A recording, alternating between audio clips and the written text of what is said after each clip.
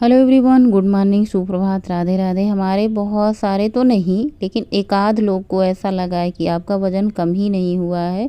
तो देखिए, मुझे बहुत ज़्यादा दुहाई नहीं देना है इस बात की कि मेरा वज़न कम हुआ है कि नहीं कम हुआ है।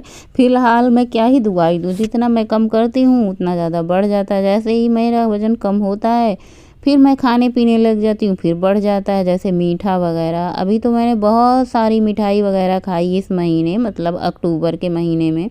दीपावली से लेके पूरा अक्टूबर महीना मैंने खूब मिठाई खाई है, जलेबी, रोज़ रोज़ मिठाई, कुछ भी ऐसा नहीं कटौती करी है। तो वज़न 5-6 किलो बढ़ा है, लेकिन मुझे चिंता होने की बजाय जो लोग कमेंट करते हैं उनको मेरे वज़न की लेके बहुत ज़्यादा चिंता रहती है। मुझे खुशी इस बात की होती है, आप लोग आते हो बताते हो ना आपका वज़न कम तो नहीं लग रहा है, तो मुझे और ज़्यादा वज़न कम करने की थोड़ी सी चुल मच जाती है। फिर मैं सोचती हूँ अपना वज़न कम और कर लूँ। फिलहाल 2 महीने 3 महीने में वज़न कम हो जाएगा, मुझे पता है। इतना ज़्यादा मुझे प्रेशर लेके जीने की कोई ज़रूरत नहीं है। वज़न बढ़ा है तो बढ़ा है, अब इतना ज़्यादा नहीं बढ़ेगा जितना प्रेगनेंसी के टाइम पे बढ़ा हुआ था, जितना से मैं कम आई हूँ। 4-5 केजी हमारा शरीर है, जितना हमारा शरीर वज़न होता है ना, खींच खांच के वहीं पे ले जाके हमारा शरीर चाहता है कि अगर मेरा वज़न 70 है ना, मैंने 5 कम किया तो वो 70 पे ले जाने की कोशिश करता रहता है। मैं अपनी तरफ खींचती हूँ वज़न बढ़े ना, और वज़न जो बढ़ा हुआ था वो अपनी तरफ शरीर हमारा वज़न बढ़ाने की तरफ खींचता है।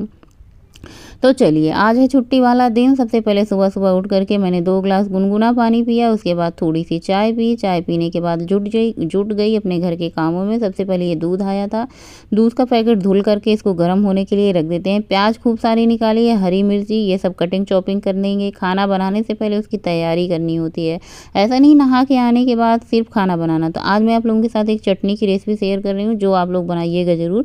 सबसे पहले खूब सारा अदरक लहसुन मैंने ग्रेट कर लिया है, और उसके साथ साथ ही 2 टमाटर मैंने ग्रेट कर लिया है। बहुत सारा अदरक लहसुन इसमें नहीं डालना है, बस 1-2 मतलब लहसुन की कली डाल देनी है, थोड़ी सी अदरक डाल देनी है। हरी मिर्च और धनिए की पत्ती को आपको क्या करना है, ग्राइंडर में डाल करके इसकी चटनी बना लेनी है। और जो मैंने टमाटर ग्रेट किया है, आपको टमाटर को ग्रेट करके रखना है। ये चटनी इतनी बढ़िया लगती है ना, ऐसे लगती है सिलबट्टे की पिसी हुई चटनी है। जो हम ग्रेट कर लेते हैं ना तो खुरदुरा हो जाता है। जब हम मिक्सी के जार में पीसते हैं तो कुछ टमाटर खड़े खड़े रह जाते हैं, और कुछ एकदम बहुत ज़्यादा एकदम पीस जाते हैं, तो इसकी वजह से चटनी का स्वाद नहीं आता। जो हम टमाटर को ग्रेट करके रखते हैं ना, उससे बहुत बढ़िया स्वाद आता है। तो बस हमारी चटनी बन करके तैयार है। एक बार मेरे कहे से ये चटनी ज़रूर ट्राई कीजिएगा। थोड़ी सी टिटम्मा वाली होती है। देखिए, जिस काम में आप मेहनत लगाएंगे वो चीज़ स्वादिष्ट बनेगी बनेगी। तो घर खाना बनाने की सारी तैयारी हो चुकी है। चलिए अब नहाते हैं, स्नान करते हैं, पूजा करते हैं और भगवान को प्रसाद चढ़ाते हैं, जो भी घर में अवेलेबल रहता है। जैसे सेब केला ज़्यादातर रहता है तो बस भगवान का भोग लगा देते हैं। आइए अब हम पकौड़ियाँ बनाना शुरू करते हैं। 4-5 जो है ना अरबी के पत्ते थे, उनको भी मैंने तोड़ लाई इसी पकौड़ी में डालने के लिए। प्याज है, हरी मिर्च है, अरबी के पत्ते, इन सबको मैंने काट लिया। खूब सारी क्वांटिटी में मैंने प्याज काटी है। इसमें 3-4 चम्मच चावल का आटा, बाकी बेसन आप ऐड कर दीजिए, और एक बार अच्छे से मिक्स कर लीजिए बेसन। अगर आपको थोड़ा बहुत कम लगता है तो फिर इसमें ऐड कर दीजिए। अच्छा, मेरी होशियारी देखिए अब कि करी पत्ता बच्चे पद्देजी नहीं खाते, तो मैंने किसी को बिना बताए इसमें 10 से 12 पत्तियाँ करी पत्ते की ऐड कर दी है। अब जो अदरक लहसुन मैंने ढेर सारा घिसा था ना, उसको इसमें डाल दीजिए, और इसमें डाल दीजिए स्वादानुसार नमक। भाई साहब गजब की पकौड़ी बनी थी, मतलब तारीफ़ करूँगी ना तो मैं थक जाऊँगी, इतनी बढ़िया स्वादिष्ट पकौड़ी बनी थी। और सबने खूब खाया, एकदम खूब खाया। इसमें मसाले जाएंगे, सब्जी मसाला, किचन किंग मसाला, हल्दी मसाला, जीरा 1 चम्मच। और हाँ, कभी कभी मैं सोचती हूँ ये पकौड़ियाँ, ये खाना अगर मैं स्टॉल लगा लेती ना, तो दूर दूर तक लाइन लगाने वाले मेरे स्टॉल पे ऐसे खड़े मिलते, खाने की जगह नहीं होती, ऐसे पर्चियाँ कट रही होती, तांता लगे होते। इतना अच्छा मैं बनाती हूँ भाई, कितना तारीफ़ करूँ। पहले खूब अच्छे से पानी डाल डाल के खूब अच्छे से मिक्स कर लिया। उसके बाद थोड़ा थोड़ा पानी डालते हुए आप बेसन का घोल तैयार करें। इकट्ठा पानी मत डाल दीजिए, थोड़ा थोड़ा डालिए, खूब अच्छे से फेंटिए। जितना अच्छा फेंटेंगे उतनी बढ़िया क्रिस्पी पकौड़ियाँ सॉफ्ट अंदर से मिलेंगी पकौड़ियाँ आपको। अच्छा, मैंने बेटे की जब चौथी लेके आए थे उस दिन भी मैंने पकौड़ियाँ बनाई थी। भाई साहब गजब की पकौड़ी बनी थी। पकौड़ी खाने वाले इतनी तारीफ़ की है ना कि हम बिना ऐसे मतलब फूल के फुलौरी हो गए, इतना गदगद हो गए। हमारे खाने की कोई बस तारीफ़ कर दे, बस हम भैया फूल के फुलौरी हो जाते हैं, गदगद हो जाते हैं। लगता है सारी मेहनत सफल हो गई कि हम इतना अच्छा बनाए हैं। उसके बाद यहाँ पे मैंने 5-6 चम्मच बेसन दही उसको मैंने तैयार करके रख लिया। उसके बाद मैंने सोचा चलो भाई चावल की भी तैयारी कर लेते हैं। आज मैं सिर्फ नमक डालूंगी पानी चावल में, घी नहीं डालूंगी। तो चावल की भी तैयारी हो चुकी है। अब जो मैंने कढ़ी का घोल तैयार किया था उसको फेंटने का बारी है। तो मैं बहुत ज़्यादा टिटिम्मा नहीं करती हूँ फेंटने उठने के लिए। सबसे पहले ये दूध को हम फ्रिज में रख देते हैं, फिर उसके बाद तैयारी करते हैं। तो जो मैंने दही और बेसन इसमें जार में डाला था, बस उसको 2 राउंड घुमाएंगे और हमारा घोल तैयार हो जाएगा। विस्क कर लेके 1 घंटा विस्क करने से अच्छा है। यहाँ पे मैंने डाला है कढ़ाई सरसों का तेल कढ़ाई में। कढ़ाई डाला है सरसों के तेल में नहीं, सरसों के तेल में सॉरी कढ़ाई में सरसों का तेल डाला है। उसके बाद बहुत ज़्यादा गर्म नहीं होने दिया है, एकदम गर्म होने के बाद तेल को थोड़ा ठंडा कर लिया है मीडियम। उसके बाद जितनी पकौड़ियाँ एक बार में आए बस फटाफट से आप इसमें तोड़ दीजिए, मतलब डाल दीजिए पकौड़ियाँ। उसके बाद जब आधी पकौड़ी पक जाए ना, उसमें 4 मिर्ची बीच में चीरा लगा करके डाल दीजिए और देखिए कितनी बढ़िया लाल लाल सुनहरी पकौड़ियाँ बनी हैं। देखने के बाद आप लोगों का मन करेगा, ज़रूर खाने का करेगा कि अब हम भी चलें पकौड़ियाँ बनाएं, क्योंकि देखने के बाद ना ज़्यादा मन कहता है। और भैया सबका पसंदीदा खाना है हमारे घर में कढ़ी दाल। कढ़ी दाल तो इतना सबका पसंद है। चलिए टेस्ट करते हैं पकौड़ी कुरकुरी बनी है कि नहीं, कितनी क्रंची है।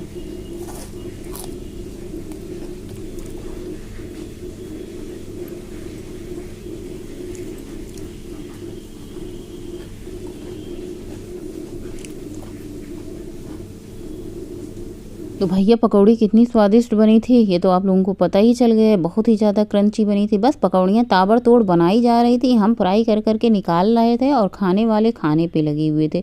खूब सारी पकौड़ियाँ बनाई, खूब सारा सब लोगों ने खाया। उसके बाद पकौड़ी का समाप्ति होने के बाद मैंने गैस जलाया और चावल का कुकर चढ़ा दिया है।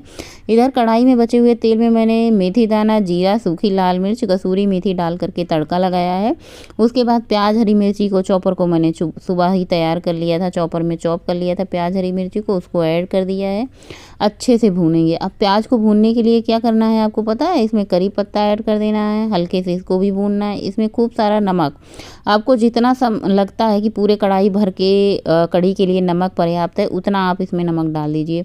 तो अभी मैंने 2 चम्मच नमक डाला है, इसको अच्छे से मिक्स करेंगे। और उसके बाद अगर कम होगा, ज़्यादा तो नहीं होगा, अगर कम होगा तो मैं और ऐड कर दूँगी। इसमें मैंने डाला है कढ़ी और बेसन का घोल। अब खूब सारा कढ़ाई भर करके पानी डालने के बाद इसको चलाने के लिए काम मैंने गौरी को सौंप दिया। मैंने कहा गौरी अब तुम कढ़ी तब तक चलाओ जब तक इसमें खौल नहीं आ जाता, मैं यहीं खड़ी हूँ, तब तक मैं फटाफट से बर्तन धुलने का काम कर लूँ, क्योंकि आज मुझे फिर से मार्केट जानी है बेटे के कपड़े की ख़रीदारी के लिए। आप लोगों को बताया ही कि मेरे भाई की शादी है।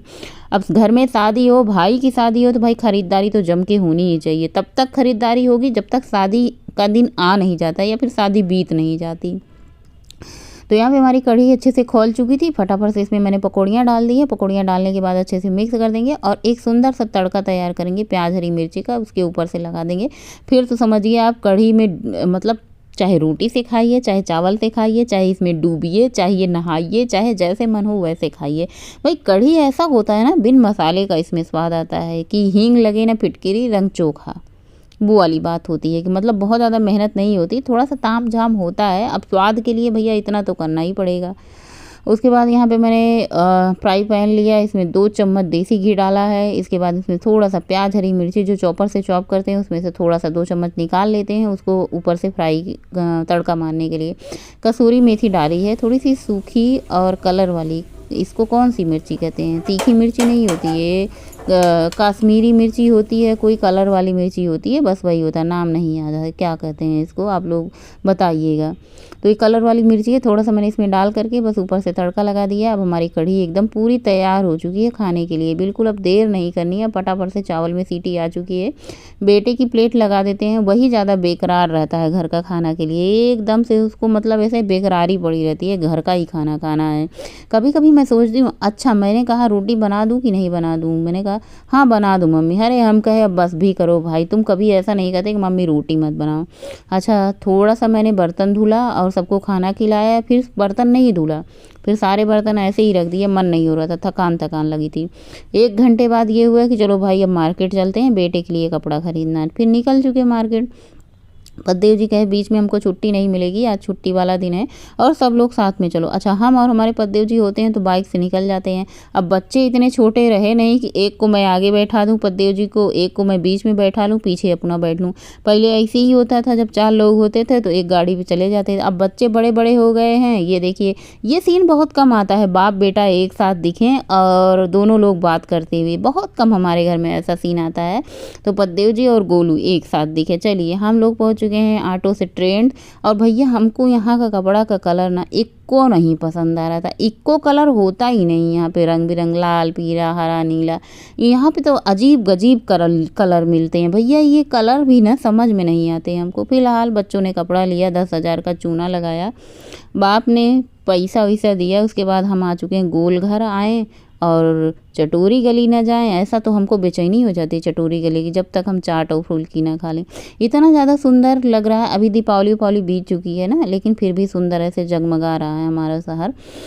तो उसके बाद हम आ चुके चटोरी गली पैदल, और पैदल ही अब घर तक आना है, यानी गोल घर से हमको घर तक पैदल आना है चाट और फुल्की खा के। मैंने कहा अनायास ही मैंने चाट फुल्की खाई, जितना तो मैंने खाई नहीं चाट फुल्की, उतना तो हमारा हजम हो जाएगा। और ये चटोरी गली में, यानी ये क्या कहते हैं, गोल घर में, ये बहुत सुंदर नीम का पेड़ होता है, ऐसे जब लगा होता है ना बहुत सुंदर लगता है। इसमें लाइटिंग हो जाती है तो और भी पूछो मत। बच्चे कह रहे हैं मम्मी चलो चाट खाते हैं फुल्की खाते हैं, बच्चे तो नहीं खाए। गौरी ने मोमोज खाए थे, गोलू ने मोमोज खाए थे, पनीर मोमो, पता नहीं क्या बच्चों को हो गया, पनीर बहुत भाता। प्रोटीन के पीछे बच्चे बहुत ज़्यादा भागते हैं। रात के टाइम जो है हमारी चटोरी गली ऐसी दिखती है, सारी दुकानें लगी हैं। मैंने आप लोगों के साथ 1-2 बार शेयर भी किया है, लेकिन अब ये होता है कि भाई हाथ में फ़ोन हो और ब्लॉग आप लोगों के साथ शेयर करना हो तो एक भी चीज़ छूटनी नहीं चाहिए, सारी की सारी चीज़ कैप्चर करनी चाहिए।